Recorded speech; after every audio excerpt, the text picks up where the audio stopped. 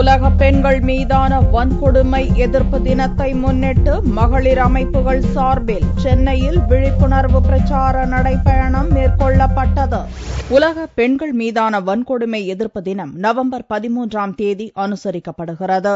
இதை முன்னிட்டு திங்களன்று சென்னையில் தமிழ்நாடு பெண்கள் கூட்டமைப்பினர் பூரண மதுவிலக்கை அமல்படுத்த வேண்டும், பெண்கள் மீதான கொடுமைகளை விசாரிக்க விரைவு நீதிமன்றங்கள் அமைக்க வேண்டும், பெண்களுக்கு 33% இடஒதுக்கீட்டை உறுதிப்படுத்த நடவடிக்கை எடுக்க வேண்டும் என்பன உள்ளிட்ட பல்வேறு கோரிக்கைகளை வலியுறுத்தியும் பெண்கள் மீதான வன்கொடுமைகளை களைவது குறித்து விழிப்புணர்வு ஏற்படுத்தும் வகையிலும் மெரினா உழைப்பாளர் சிலை முதல் காந்தி சிலை வரையில் நடைபயண பிரச்சாரம் மேற்கொண்டனர்.